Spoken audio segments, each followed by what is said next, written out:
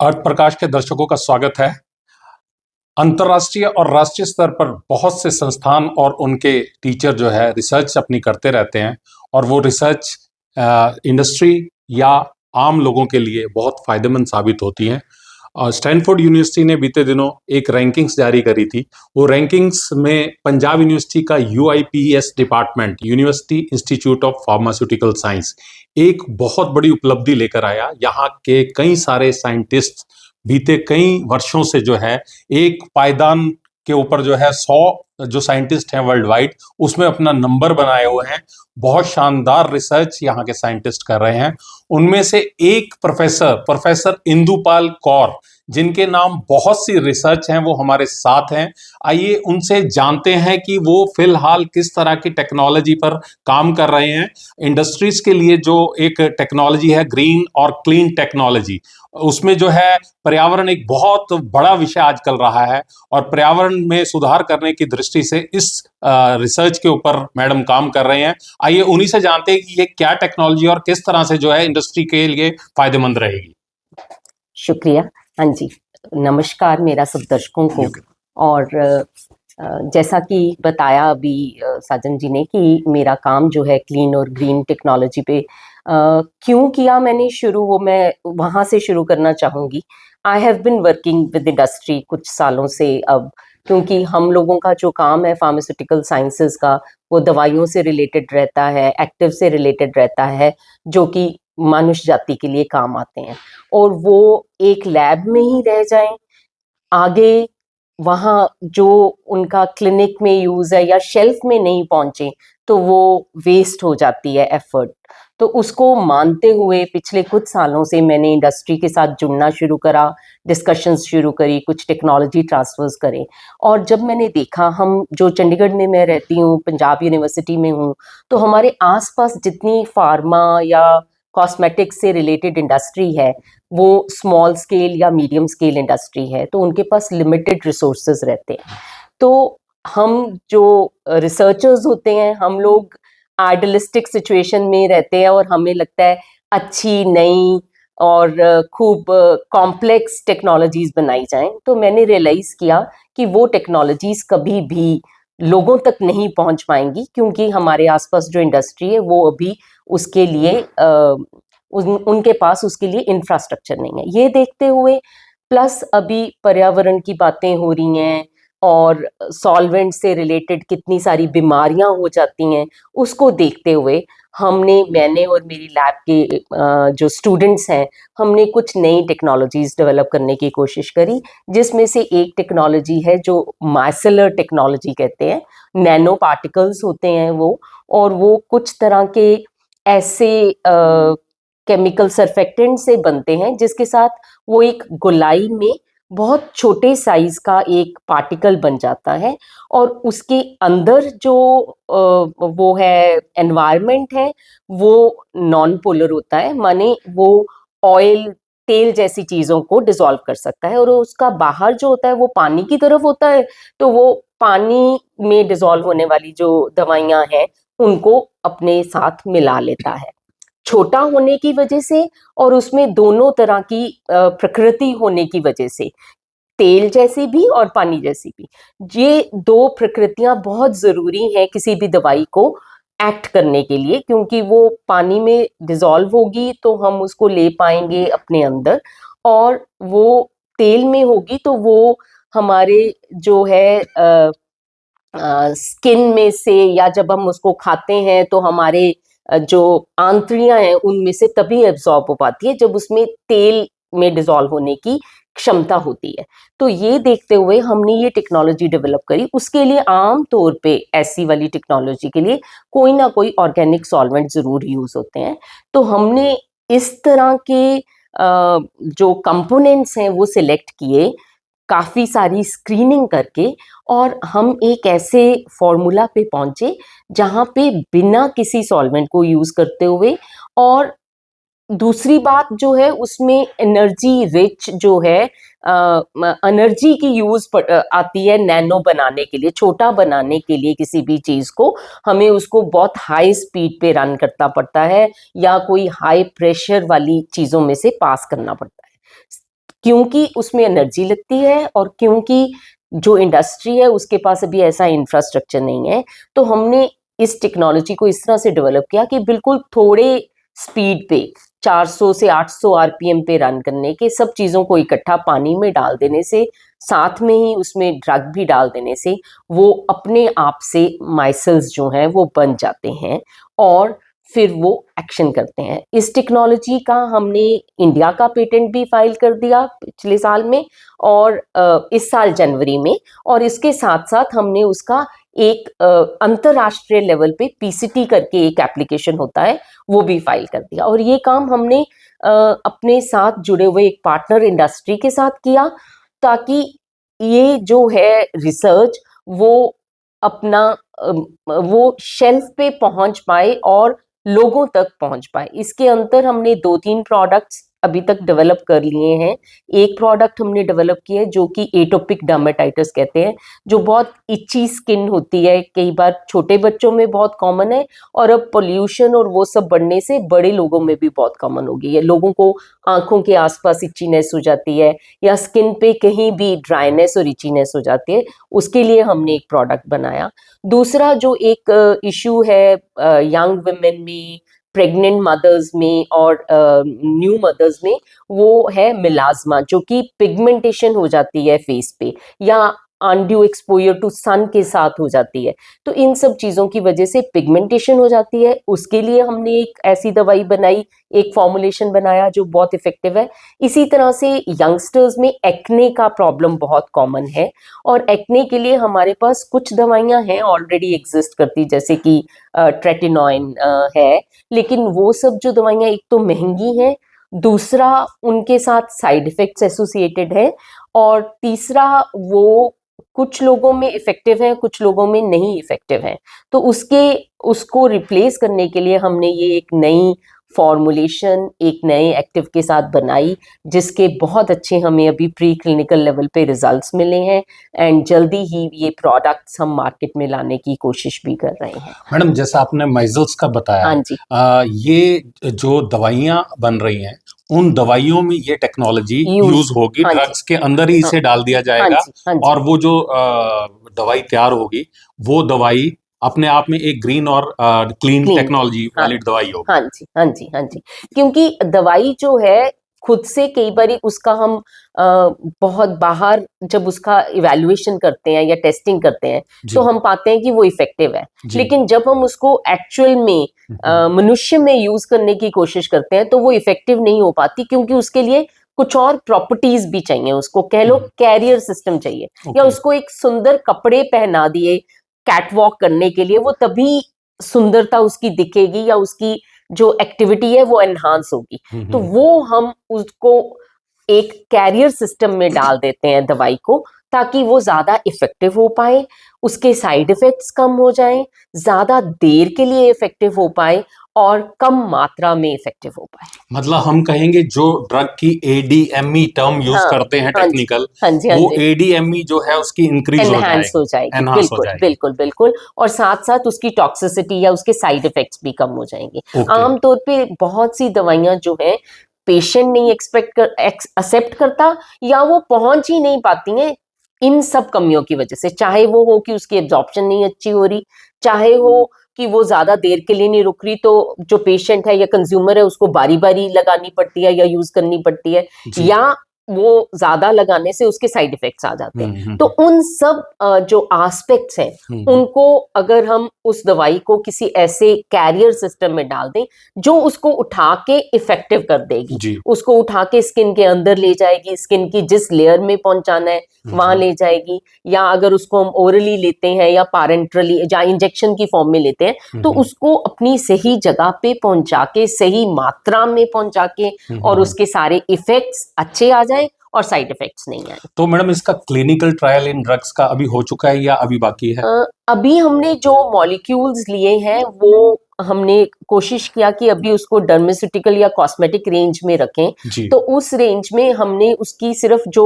Existing जो products हैं जी उनके साथ उसकी बराबरता दिखानी है और उसकी सेफ्टी दिखानी है, वो हमने एस्टैब्लिश कर लिया है। तो ये प्रोडक्ट्स जो हैं जल्दी ही सीधे भी लॉन्च हो सकते हैं, लेकिन अगर उसको पैरेंटल फॉर्म में लेके जाना है कहीं या ओरल करना है तो उसके लिए हमें क्लिनिकल ट्रायल्स रन करने पड़ेंगे। तो इसके लिए कंपनीज जो हैं क्या प्रोडक्ट्स लॉन्च करने के लिए वो एक प्रोसेस रहता है, वो भी तैयार हैं? हाँ, जो अभी हमने जिस इंडस्ट्री के साथ कोलैबोरेशन किया है, जी अभी हम उसमें डर्मल प्रोडक्ट्स कुछ लॉन्च करेंगे, जैसे मैंने बोला anti acne, okay anti pigmentation, okay और एक हमने जो एटोपिक डर्मेटाइटिस के लिए करा है। तो ओके उसके लिए अभी हमने, क्योंकि उसमें जो हमने एक्टिव्स लिए हैं या दवाइयां ली हैं, वो या तो वो क्या नाम है उसका, प्लांट एक्सट्रैक्ट्स हैं, तो उनके लिए हमें क्लिनिकल ट्रायल्स रन करने की जरूरत नहीं है, या कुछ ऐसे मॉलिक्यूल्स लिए हैं जिनके प्रोडक्ट उस तरह के मार्केट में है, तो उसके साथ अगर हम उनकी बायो इक्विवेलेंस दिखाएंगे तो हम उसको लॉन्च कर पाएंगे। ओके ओके मैडम, एक आप काम कर रहे हैं एज रिलेटेड मैकुलर डीजनरेशन पर, जी तो उसमें किस तरह की प्रॉब्लम्स रहती हैं और उस प्रॉब्लम्स को हल करने के लिए कौन सी दवाइयां जो है आप बनाने जा रहे हैं? हाँ जी, ये भी एक एरिया है जो मेरे बहुत नजदीक रहा है मन के, क्योंकि ये जो एज रिलेटेड मैकुलर डिजेनरेशन है, ये अभी क्योंकि हमारी एज बढ़ती जा रही है, जो कि ये साइंस का एक बहुत बड़ा योगदान रहा है कि लाइफ जो है, लॉन्जेविटी जो है वो बढ़ गई है। जी तो उसके बढ़ने से कुछ ऐसी बीमारियां आ गई हैं हमारे सिस्टम में जो कि एज से रिलेटेड है। तो उनमें से एक बीमारी है जिसमें हमारी आंख के पीछे जो इमेज बनता है मैकुला पे, वो जो है मैकुला डिजेनरेट हो जाता है किसी वजह से, या वहां पे बहुत सारी नई नसें बन जाती हैं, जो कि जो खून देने वाली वहां पे आर्टरीज है, वेन्स है, वो डिवाइड करके छोटी छोटी नई नाड़ियां बन जाती हैं, जी और वो नाड़ियां जो है वो उसको मैकुला को डिजेनरेट कर देती हैं, और विद द रिजल्ट इमेज नहीं अच्छे से बन पाता, एंड ब्लाइंडनेस का बहुत बड़ा कारण है आज की डेट में। तो उसके लिए अभी तक हमारे पास जो थी दवाइयां, वो कुछ मोनोक्लोनल एंटीबॉडीज हैं, लेकिन वो एक उसका इंजेक्शन लगता है आंख के अंदर, इंट्राविट्रियल इंजेक्शन उसको कहते हैं, जी और वो हर 4 से 6 महीने पे रिपीट करना पड़ता है पेशेंट को, जी और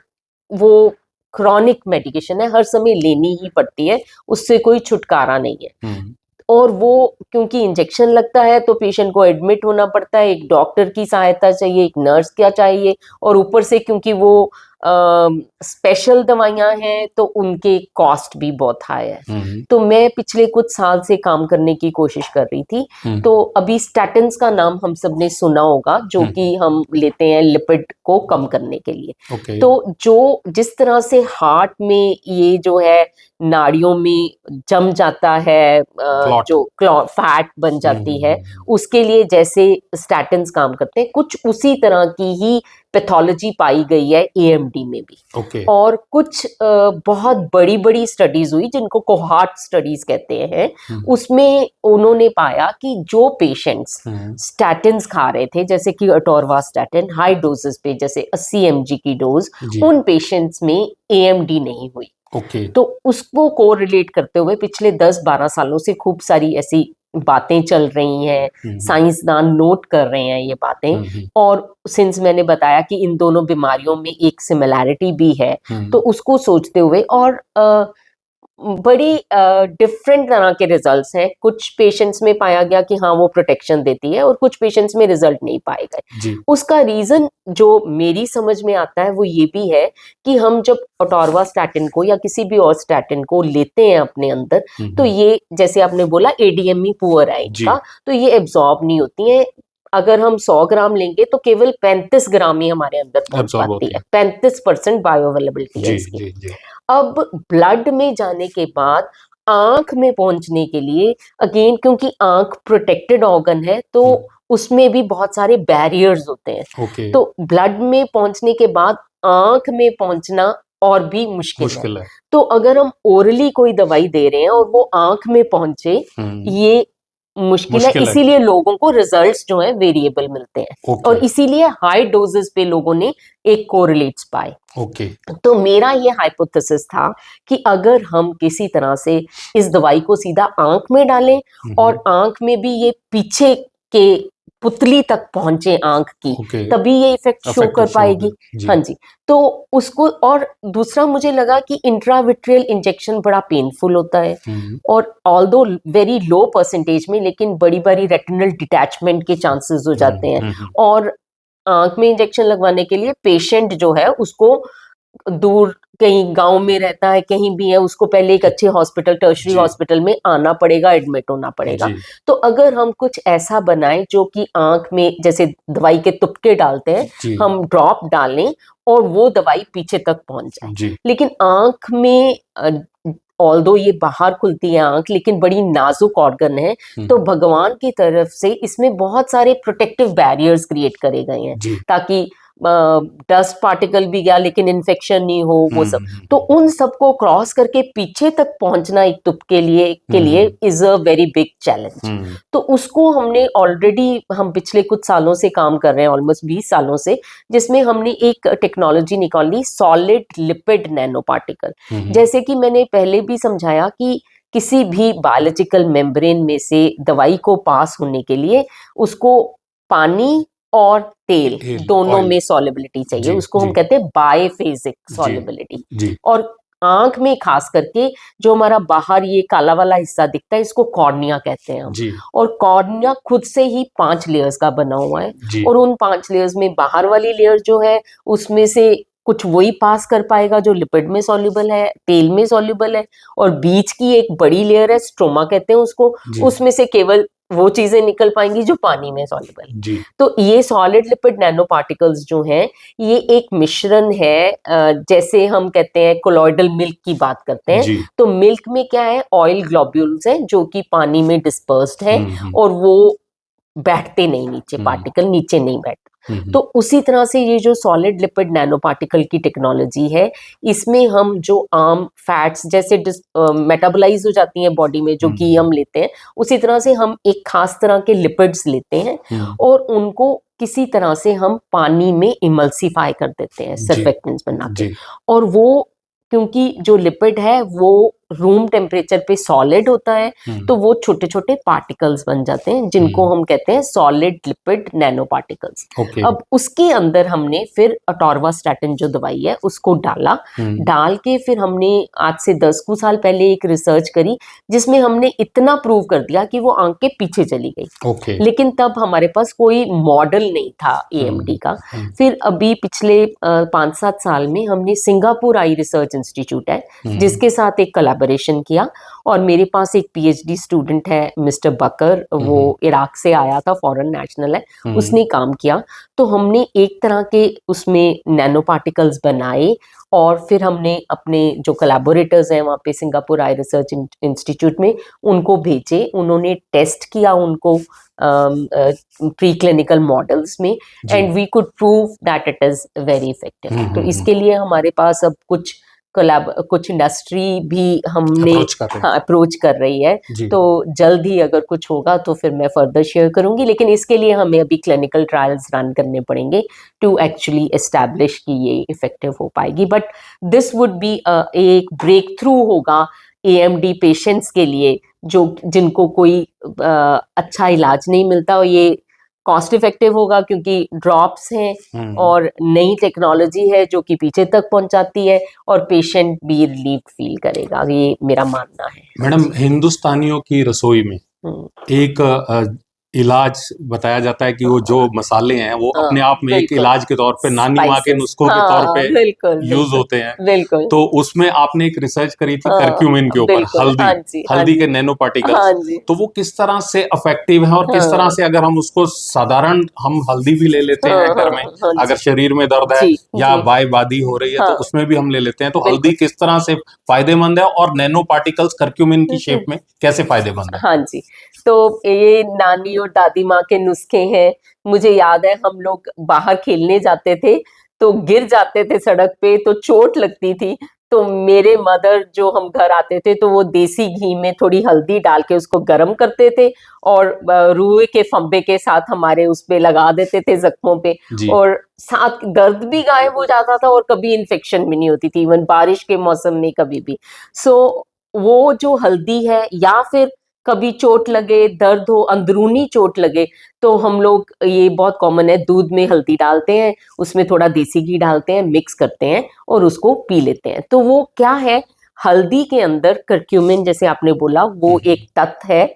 लेकिन बड़ी स्मॉल क्वांटिटी में है, जी। और वो तत्व जो है वो बिल्कुल इनसॉल्युबल है पानी में, वो पानी में जा ही नहीं सकता, और हमें इफेक्ट मिलता है। तो इसीलिए वो कुछ पुराने आयुर्वेदा या उससे भी पुराने वेदों में दो तरह की साइंस है। एक साइंस जो हम लोग करते हैं उनको हम कहते हैं कि हम एक्सपेरिमेंट करके कुछ चीजें प्रूव करते हैं, लेकिन साइंस का बहुत बड़ा हिस्सा जो है वो ऑब्जर्वेशंस पे डिपेंडेंट है। जी। तो ये जो है, ये पीढ़ी दर पीढ़ी जो ऑब्जर्वेशंस एक्यूमुलेट हुई हमारी सोसाइटी में, ये उन ऑब्जर्वेशनल डेटा से निकल के आता है कि हल्दी एक बहुत इफेक्टिव चीज है, चाहे वो इन्फेक्शन हो, चाहे वो दर्द हो, चाहे वो इन्फ्लामेशन हो, सोजिश हो कहीं की। तो वो जो ऑब्जर्वेशनल डेटा है, अब हम साइंटिस्ट जो हैं पिछले 25-30 साल से लोग उसके हर तरह के इफेक्ट करक्यूमिन के देख रहे हैं। आप करक्यूमिन डालेंगे कहीं भी इंटरनेट पे, गूगल में, और कितने ही आपको स्टडीज मिल जाती हैं। सो और दूसरी बात उससे क्या समझ में आती है कि चाहे हल्दी में बहुत थोड़ा सा करक्यूमिन है, और वो थोड़ा सा ही एडीएमई उसका पुअर है, वो थोड़ा सा ही, लेकिन वो जरा सा ही जो है वो कुछ ऐसा करता है कि बहुत सारी एक के बाद एक, जिसको कहते हैं ना कैस्केड ऑफ इवेंट्स, शुरू हो जाते हैं, और वो हमारे बायोलॉजिकल सिस्टम में कुछ करता है। तो उसको देखते हुए हमने इस रिसर्च को, हमें हो गए हैं 15-17 साल से हम कर रहे हैं, तो हमने अगेन हल्दी को भी इसी तरह से सॉलिड लिपिड नैनो पार्टिकल्स में डाला। जैसे मैंने दूध का आपको उदाहरण दिया ही अभी, तो वो एक्चुअली उसी को देखते हुए कि दूध और घी चाहिए उसको करने के लिए, और वाटर, हाँ जी, तो वही सॉलिड लिपिड नैनो पार्टिकल्स हमने करक्यूमिन के बनाए। उसका इंडियन पेटेंट हमें ग्रांट हो चुका है, उसका हमने यूएसए में, कनाडा में और यूरोप में पेटेंट्स फाइल करे हुए हैं, और उनकी डिस्कशंस होती रहती हैं, कभी ना कभी कुछ उनका आता रहता है। तो अभी चल रहा है, यूएस का मुझे लगता है जल्दी हमें ग्रांट हो जाएगा, और उसके बाद फिर कनाडा और यूरोप के भी चल रहे हैं हमारे। तो उसमें करक्यूमिन जो है, एक तो हमने उसको, वो नैनो पार्टिकल्स को किसी तरह से एक उसकी जेल बना दी और वो जख्मों पे लगाई, तो बहुत अच्छे इफेक्ट्स आए उसके। इवन इन्फेक्शन, जैसे कि आपके जो डायबिटिक फुट अल्सर्स हो जाते हैं उनमें, क्योंकि आपकी जो खून की वहां पे जो सर्कुलेशन है वो कम हो जाती है, और वहां पे इन्फेक्शन हो जाती है पेशेंट को। तो एंटी माइक्रोबियल भी है करक्यूमिन, तो वहां भी इफेक्ट करता है, क्योंकि वो सोजिश में हेल्प करता है और दर्द को रिलीव करता है, इसलिए वुंड्स के लिए बहुत ही अच्छा वो सिस्टम बन जाता है। इसी तरह से, क्योंकि इसमें हमने केवल लिपिड यूज किया, पानी यूज किया, कुछ सर्फेक्टेंट डाला, लेकिन सब सेफ मात्रा में एज पर यूएसएफडीए डाले, और वो बायोकम्पैटिबल वर्ड हम यूज करते हैं कि जो उसमें लिपिड डाला है वो बॉडी में भी उसी तरह से मेटाबोलाइज हो जाएगा जैसे देसी घी या कोई और फैट होती है। पॉलीमर्स के साथ भी लोग नैनो पार्टिकल्स बनाते हैं, लेकिन फिर पॉलीमर की आगे कैसे वो बॉडी में से निकलेगा, वो उसमें एक क्वेश्चन मार्क रहता है। तो ये एक सेफ सिस्टम है जो हमने बनाया, और ओरल देने के बाद हमने इसको अल्जाइमर्स में एनिमल मॉडल्स में स्टडी किया कि जो भूलने की बीमारी, इवन मीनोपॉजल वुमेन में ये बहुत कॉमन है कि स्ट्रेस हो जाता है, डिप्रेशन हो जाता है, और इसी तरह से मेमोरी लॉस भी होने शुरू हो जाते हैं। उन क्लिनिकल प्री क्लिनिकल मॉडल्स में भी हमने इसको चेक किया और बहुत अच्छे रिजल्ट्स मिले। फिर हमने इसको स्ट्रोक में चेक किया, इस्केमिक स्ट्रोक में, जो पेन,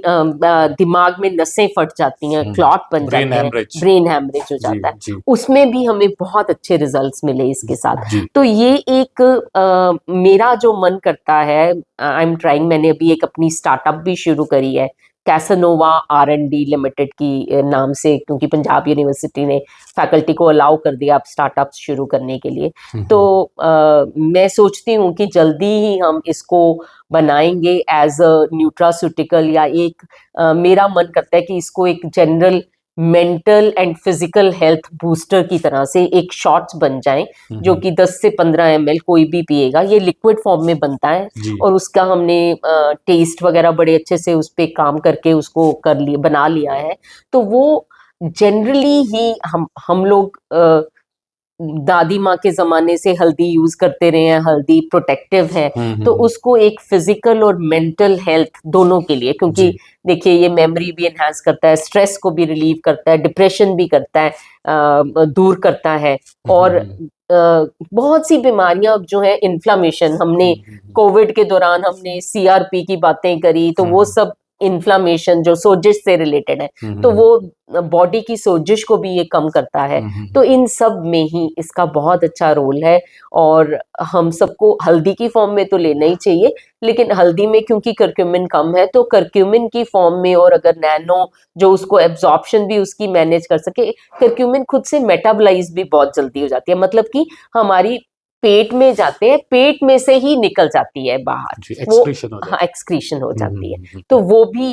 एक जो है चीजें, इसलिए इसमें भी एक कैरियर सिस्टम है, उसको कहती हूँ कुटोर। जैसे कि अगेन मैं वही बात करने जा रही हूँ कि अच्छे अच्छे कपड़े पहना के अगर हम इन मॉलिक्यूल्स को, क्योंकि इतना सब काम करक्यूमिन पे हो, लेकिन अभी भी वो ड्रग की कैटेगरी में नहीं आ पाई, क्योंकि वो एब्जॉर्ब नहीं होती है, वो अपना इफेक्ट नहीं शो कर पाती है। तो एज अ फॉर्मुलेशन साइंटिस्ट मुझे लगता है कि ये मेरी कंट्रीब्यूशन है कि इन सब, रादर देन कि हम नए मॉलिक्यूल्स ढूंढें जिसमें बहुत सारे पैसे, समय और टाइम, मतलब अपना रिसोर्सेज लगते हैं, मैन पावर लगती है, 15-20 साल लग जाते हैं एक नए मॉलिक्यूल को निकालने पे। तो मेरा ये मानना है कि अगर जो ये एग्जिस्टिंग मॉलिक्यूल्स हैं, इनको किसी तरह से हम बचा पाएं, सैल्वेज कर पाएं, क्योंकि उनको हम कुछ ऐसे कैरियर सिस्टम में डाल दें जो उनके इफेक्टिवनेस को बढ़ा दे और उनकी टॉक्सिसिटी को कम कर दे, तो ये एक कंट्रीब्यूशन होगी टू द सोसाइटी। तो ये थे हमारे साथ doctor Indupal Kaur, UIPS department Punjab university के, जो बहुत सारी रिसर्च जो है कर रहे हैं। उन्होंने करक्यूमिन के बारे में, हल्दी जिसे देसी भाषा में कहेंगे, हल्दी के बारे बताया कि किस तरह से इसके इफेक्ट्स, इसके जो फायदे हैं उसको बढ़ाया जा सकता है अगर हम नैनो पार्टिकल्स की फॉर्म में, करक्यूमिन की फॉर्म में इसको लें। उसके ऊपर ये काम कर रहे हैं, इन्होंने स्टार्टअप शुरू किया है। देखते हैं कि कब तक ये जो है कैप्सूल्स या जो भी उसका फॉर्मेशन रहेगा मार्केट में आते हैं। साजन शर्मा, अर्थ प्रकाश के लिए कैमरामैन अजीत कौशल के साथ।